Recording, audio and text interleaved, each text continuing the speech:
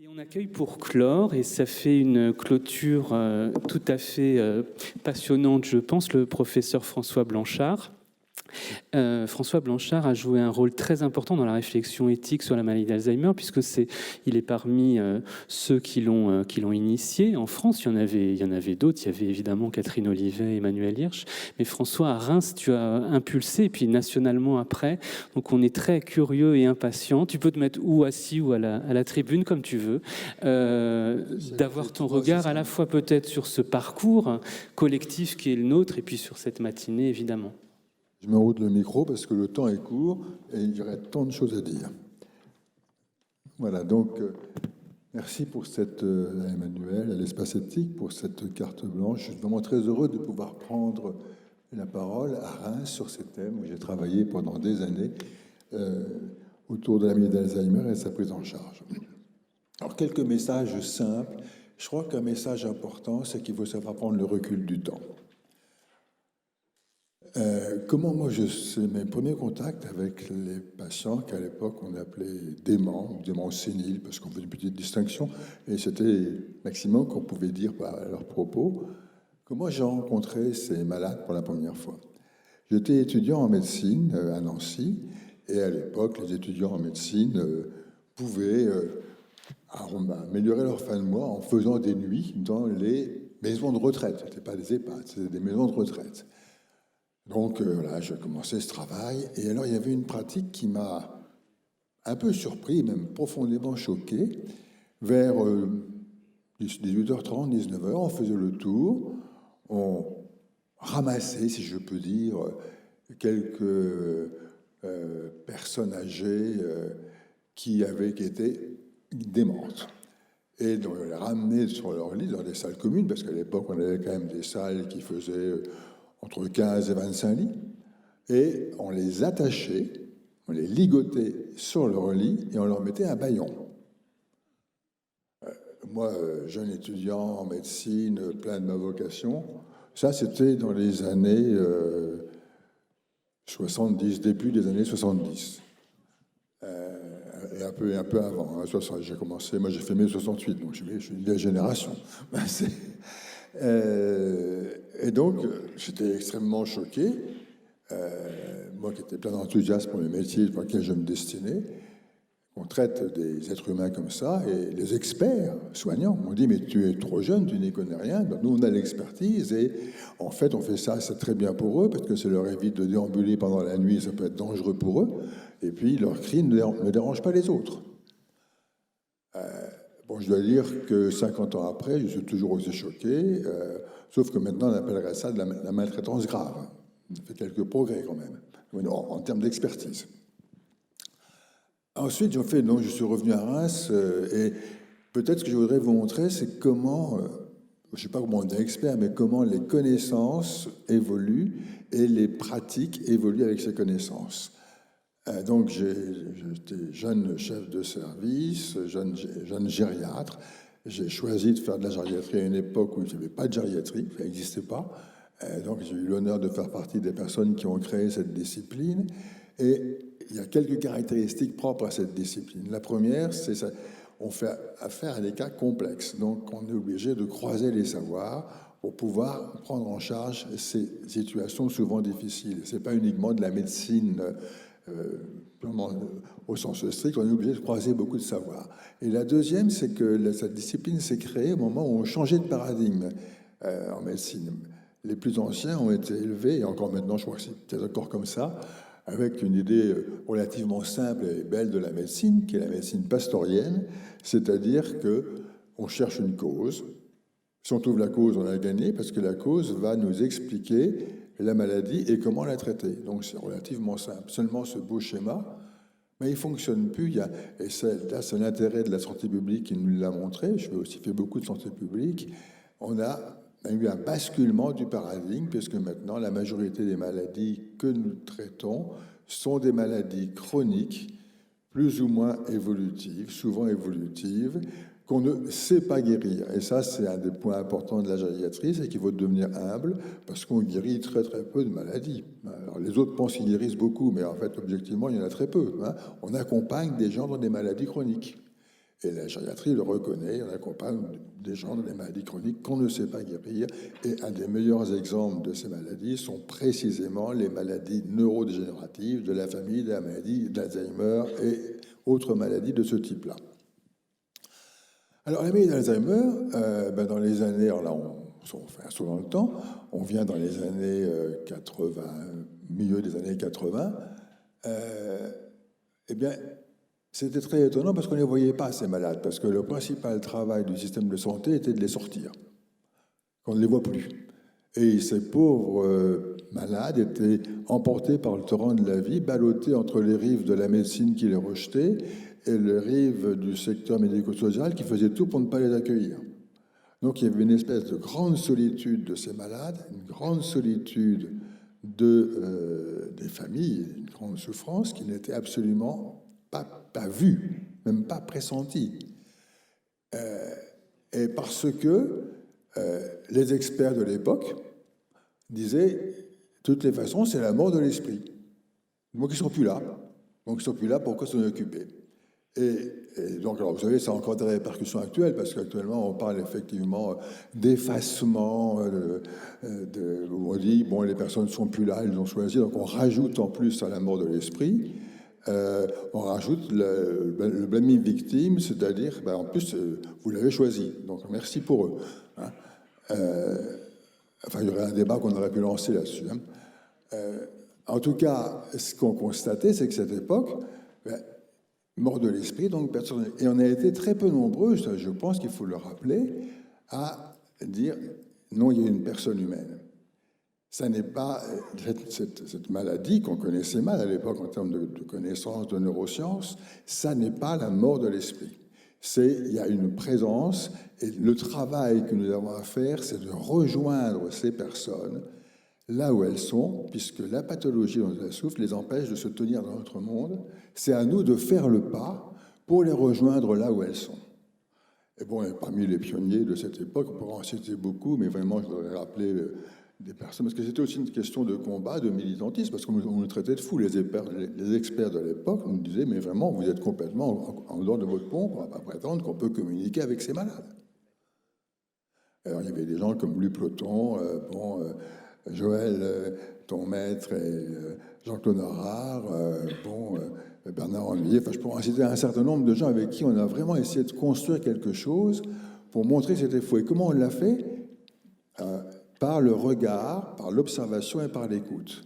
C'est à force de côtoyer ces personnes, d'essayer de les comprendre, que se élaborait cette approche, aussi en croisant les disciplines. Là aussi, c'est important en termes de progression et d'expertise. En croisant les disciplines, c'est-à-dire qu'on s'est beaucoup aussi inspiré des approches autour de la communication telles qu'ils ont été développées par l'école de Palo Alto avec Václavic, l'écoute active de Rogers, tous ces savoirs qui nous donnaient des éléments pour apprendre comment maintenir le lien de la communication, comment comprendre ce qui se passait et comment aider ces personnes à ne pas partir dans une espèce d'isolement de plus en plus grand.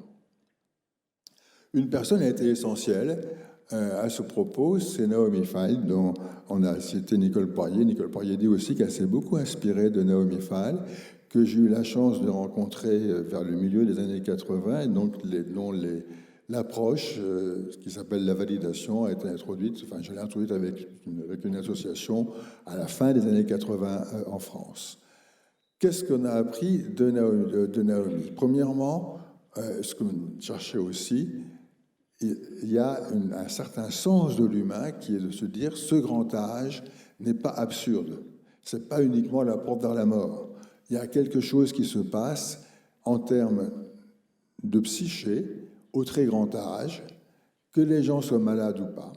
Et quel est le sens de ce grand âge? Et le sens de ce grand âge, c'est effectivement de se préparer à quitter la scène. Enfin, un des sens, il y en a beaucoup, mais un des sens qui a été creusé à cette époque-là, ça a été de dire, mais on se prépare à quitter la scène du monde, comment est-ce qu'on s'y prépare? On s'y prépare entre autres en faisant un retour vers son passé. Et il y a une belle phrase de Naomi que j'ai souvent recitée, qui est de dire, la personne très âgée revisite la maison de sa vie, pièce par pièce, pour partir en laissant une maison propre. Et là, on revoit tout ce qui a été développé par les intervenants aujourd'hui aussi autour de l'histoire de vie, de l'intérêt de l'histoire de vie pour pouvoir l'accompagner. Parce qu'on a deux manières de l'accompagner, la personne âgée. La première, ça va être, ben voilà, moi je suis un bon expert, donc je fais mon boulot, donc la maison est là, je m'installe dans le banc en face, et puis je prends mon petit carnet, et puis je vais développer toutes les théories autour du syndrome déficitaire. Donc je vais cocher, tiens, la lumière, c'est éteinte au grenier. Tiens, la lumière s'est éteinte dans la chambre du 2e étage. Tiens, la lumière s'est éteinte dans la cuisine. Et puis je note, c'est curieux. Voilà, et puis, progressivement, je vois les lumières qui s'éteignent. À la fin, il n'y a plus de lumière, la personne est partie, et moi, je suis tout seul sur mon banc à me geler dans la nuit. C'est pas très enthousiasmant comme perspective, mais c'est quand même une perspective sur laquelle beaucoup de gens travaillent. On travaille sur le déficit. Ou bien je peux faire un autre choix, qui va être de dire, je vais accompagner cette personne pièce par pièce, lorsqu'elle revisite la maison de sa vie. Des fois, elle ne va pas me laisser rentrer dans la pièce, je ne vais rien comprendre. Puis des fois, elle va me faire le cadeau de visiter cette pièce avec elle. Et je vais pouvoir donner plus de sens à ce qu'elle vit, parce que l'aspect essentiel, c'est à partir du moment où on a la conviction, et c'est une question aussi de conviction, c'est pas étayé par les arguments que la personne est toujours là, c'est de trouver le sens derrière l'apparent non-sens. Comment ce qu'elle m'offre, ce qu'elle dit, a du sens pour elle? Comment je la rejoins dans ce sens? Et la porte d'entrée qui nous a été appris, entre autres, par Naomi Feil, c'est que la porte d'entrée, c'est de cette vie psychique différente de la nôtre, c'est l'émotion. On y rentre par l'émotion, on communique par l'émotion. Et c'est l'émotion qui va nous ouvrir une porte, on va pouvoir aller plus loin. Ce qui demande une véritable éducation de la part des familles, mais également de la part des professionnels, parce qu'on ne communique pas de la même manière. Je remets en route mon nom.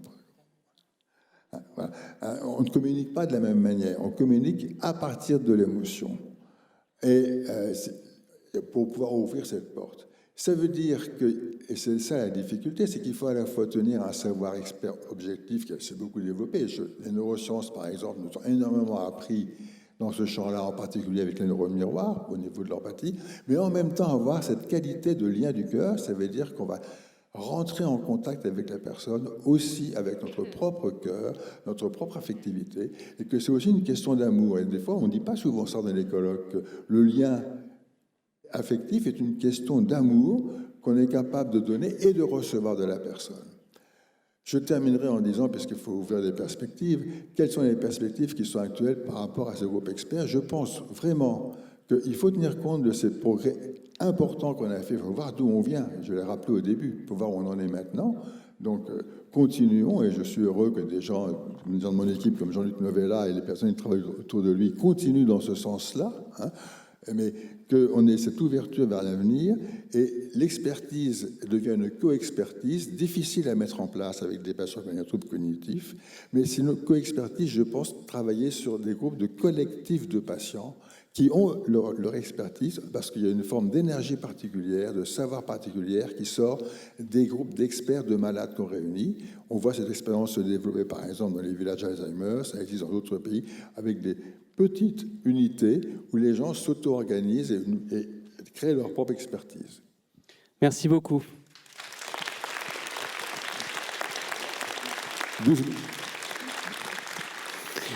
Un mot pour conclure. Merci François de nous avoir rappelé de ne pas être oublieux. De ne pas être oublieux de là dont on vient et donc de ce qu'on doit aux autres. De ne pas être oublieux de nos devoirs et de nos responsabilités vis-à-vis des plus vulnérables. Et de ne pas être oublieux aussi pour avancer et d'avoir fini par cet élément de prospective. Et que c'est une aventure collective, on n'est pas, voilà. Ça se construit ensemble avec des personnes qui ont les mêmes convictions et qui avancent dans le même sens. Je me suis permis de faire intrusion, ça m'arrive, pour dire à quel point j'ai été ému par la qualité de cette parole. Vous avez eu plusieurs types de registres, c'est comme dans nos enseignements. Il y a les enseignements de tête et puis les enseignements du cœur. Et je trouvais que c'était bien qu'on termine cette matinée par à la fois l'expertise humaine, mais aussi de nous donner à comprendre quelles ont été les conquêtes. On a l'impression que tout reste à faire. probablement qu'on ne serait pas ici s'il n'y avait pas eu ces conquêtes, s'il n'y avait pas eu cette construction à travers des professionnels qui sont ici. Alors il y a la jeune génération, mais il ne faut pas remettre, j'allais dire, à l'écart ceux qui ont permis à la jeune génération aussi d'assumer différemment, peut-être avec toute la modernité, les technologies, ce qui s'est quand même fait comme des actes de résistance. Et j'étais très très sensible, François, à la tessiture, c'est-à-dire à la tonalité de la voix. C'est-à-dire, c'est pas la technicité de la voix, c'est l'humanité de la voix, la simplicité de la voix. Et tu nous as dit très simplement les choses que vous avez à un moment donné considérées inacceptables. Alors que d'autres disaient, mais je comprends pas pourquoi vous investissez là. Et je trouve que chacun doit avoir cette vigilance. C'est-à-dire, on a comme humains, comme société, des inconditionnels. Il y a des choses qu'on n'accepte pas. Et il y a des choses qu'on nous impose et qu'on nous donne à accepter. Et je trouve avoir cette forme de la protestation, mais constructive. Et je pense que pour toi, tu dois aussi avoir une fierté de dire que ces pionniers que vous avez été ont créé, j'allais dire, c'est la même chose pour toi, enfin je veux dire, c'est les pionniers que vous avez été ont créé, j'allais dire, une dynamique, ont créé une école, ont créé une envie. C'est pour ça que je vous demande vraiment de lui rendre hommage, parce que vraiment on a été touchés, c'était la meilleure ponctuation à travers une journée qui a été, enfin une matinée qui a été complexe. Il y a eu beaucoup de choses qui ont été dites, on va faire notre tri. Et c'est assez extraordinaire, vous avez maintenant à peu près 1 heure pour faire le tri et vous retrouvez dans des forums. Alors soyez rassurés, les forums, vous pourrez tchatcher, vous pourrez discuter, vous pourrez haranguer. Et vous avez aussi, c'est une petite novation, à 18h, un forum encore plus ouvert à tous. Où on abordera une question, vous ne verrez pas d'une manière métaphysique, mais d'une manière très inspirée un peu par ce qu'a dit François, qui sera la question de la souffrance ou des souffrances partagées. Il ne nous reste qu'à vous souhaiter un bon repas, parce que vous avez déjà passé une belle soirée. Une belle matinée.